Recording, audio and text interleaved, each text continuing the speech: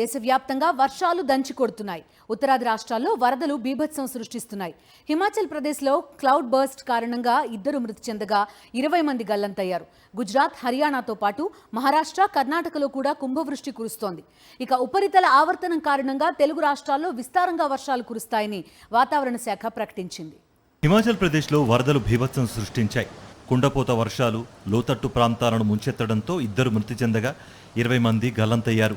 ఇందిరా ప్రియదర్శిని జల విద్యుత్ ప్రాజెక్ట్ సమీపంలోని లేబర్ కాలనీకి చెందిన 20 మంది కార్మికులు కొట్టుకుపోయి ఉంటారని అధికారులు భావిస్తున్నారు. కుంభవృష్టి కారణంగా కొండ చర్యలు విరిగిపట్టడంతో చాలా చోట్ల రాకపోకలకు అంతరాయం ఏర్పడింది.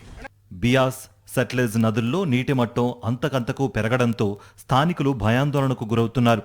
ఎన్డీఆర్ఎఫ్ దళాలు, స్థానిక అధికార యంత్రాంగం సహాయక చర్యలు చేపట్టారు.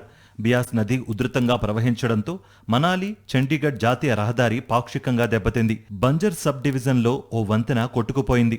రాష్ట్రంలోని 7 జిల్లాల్లో ఈ నెల 29 వరకు భారీ వర్షాలుంటాయని వాతావరణ శాఖ ప్రకటించింది. గుజరాత్లోని 12 జిల్లాల్లో భారీ వర్షాల నేపథ్యంలో యెల్లో అలర్ట్ జారీ చేశారు.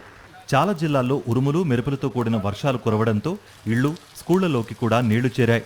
వరదల కారణంగా పలు జిల్లాల్లో విద్యాసంస్థలకు సెలవులు ప్రకటించారు. హర్యానాలోనూ వానలు దంచికొడుతున్నాయి. లోతట్టు ప్రాంతాలన్నీ జలమయం కావడంతో ప్రజలు తీవ్ర ఇబ్బందులు పడుతున్నారు.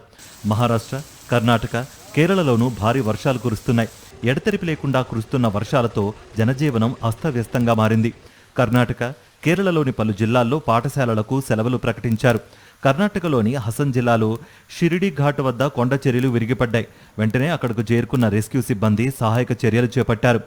వాయువ్య బంగాళాఖాతంలోని ఉత్తర ఒడిశా, పశ్చిమ బెంగాల్ను ఆనుకుని ఏర్పడ్డ ఉపరితల ఆవర్తనం అల్పపీడనంగా మారే అవకాశముందని వాతావరణ శాఖ ప్రకటించింది.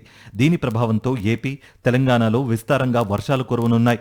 తీరం వెంబడి 50 నుంచి 60 కిలోమీటర్ల వేగంతో గాలులు వీచే అవకాశమున్న నేపథ్యంలో మత్స్యకారులు వేటకు వెళ్లకుండా అప్రమత్తంగా ఉండాలని హెచ్చరికలు జారీ చేశారు.